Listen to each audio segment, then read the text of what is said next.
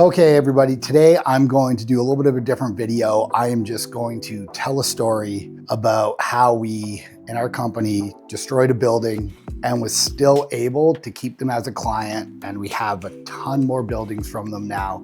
And they're one of our main clients that we use for referrals. Now, I'm gonna tell you this story, not to freak you out, but bad things do happen in business. And if you have the right processes and you handle them correctly, you can easily figure it out and come back stronger afterwards. Now, the client I'm gonna tell you about, it's a big client. It's about $3,000 a month. We have actually multiple locations for them now.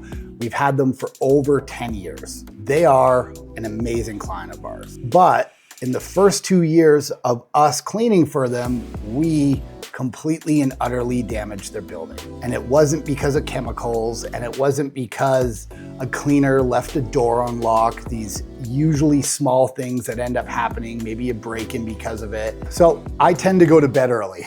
So I go to bed about 8 o'clock. I went to bed and I was fast asleep. And around 10:30 at night, I got a phone call. And the cleaner was on the other line.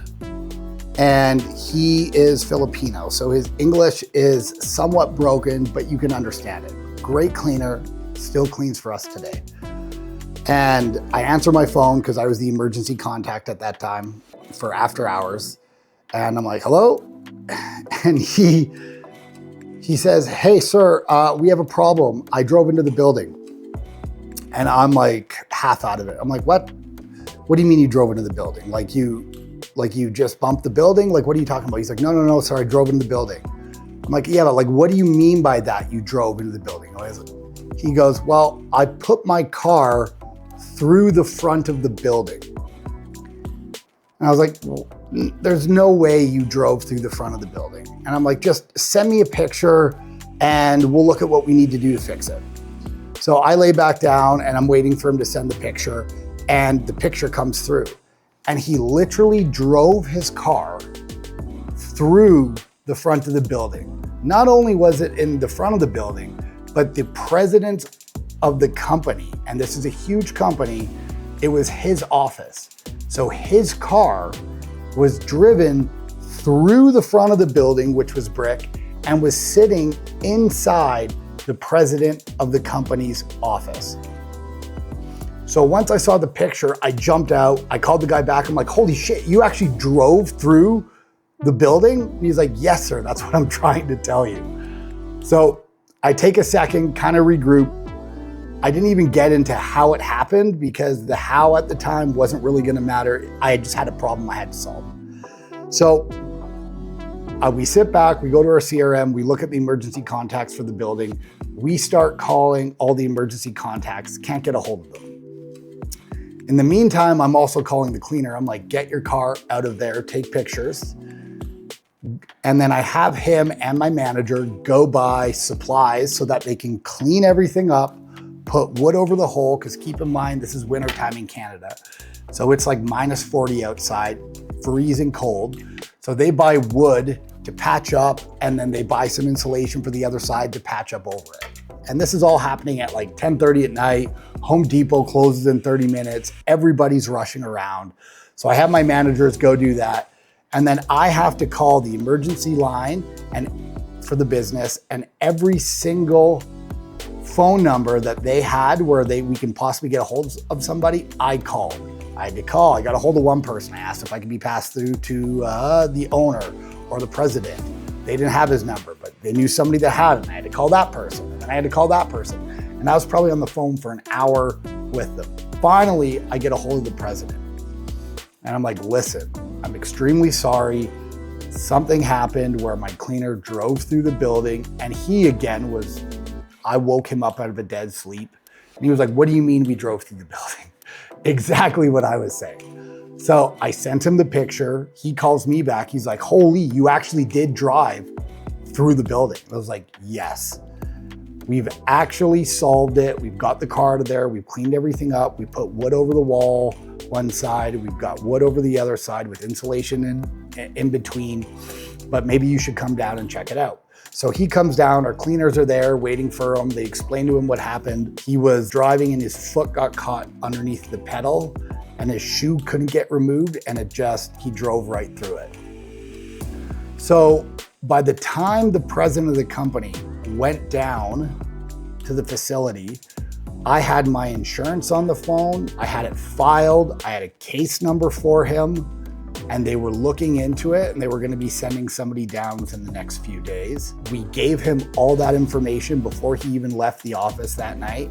The next day, first thing in the morning, we had our manager go down with bottles of wine. This is in a completely different city than I live, so I couldn't do it. So we had our managers go down with bottles of wine, an apology. I phoned up with the president every single day to give him an update when somebody was coming down to fix the building.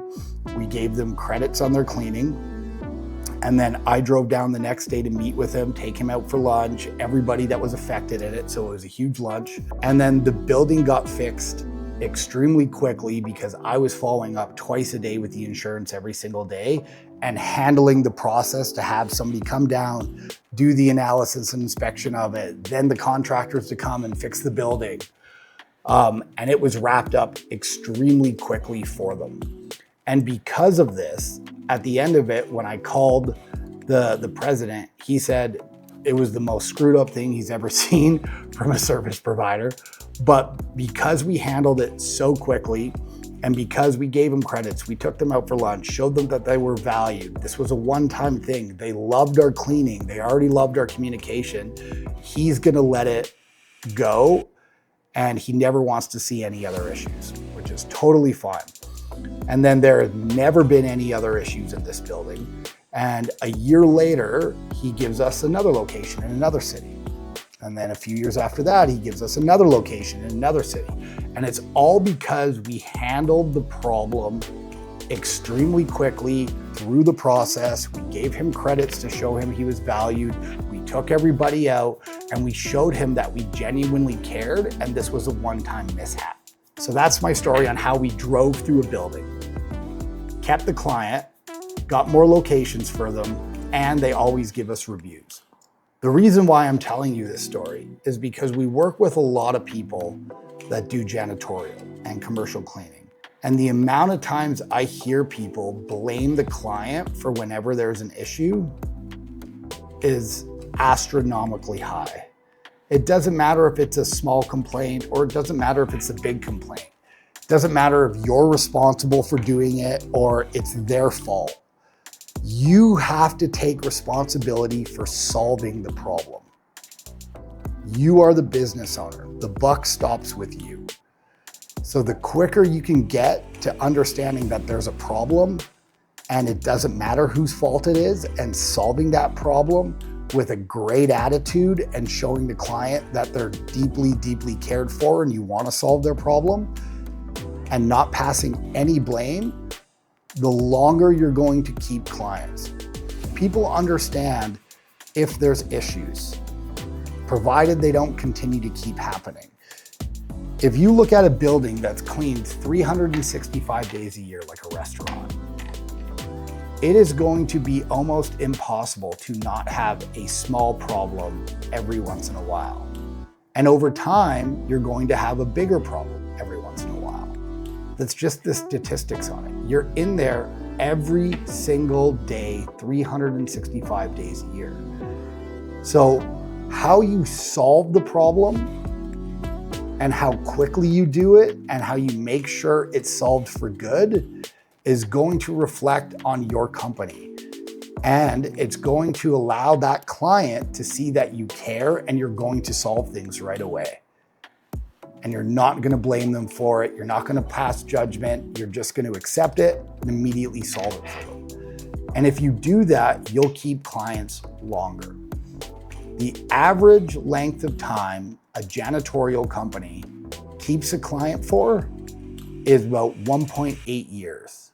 We keep our clients for 2.8 years. That means we get an extra year of billing for every single client we have. That equals huge amount of growth for us. We don't have to keep replacing our whole company every 1.8 years. This is how you scale a business. You put a great cleaner in there, you train them correctly so you know exactly what the client wants. When there's an issue, you immediately solve it and service the client. and solve it with the cleaner doing the work. You take all the accountability on it, and then you just keep doing that again and again and again, and then you're gonna keep clients longer. I hope you guys liked my story. If you guys want more information on how my company can help you guys out, click the link above for a free 15-minute phone call and coaching call with me. If you just want more information like this, make sure you like and subscribe. I'm always here to help you out, and thank you very much, guys.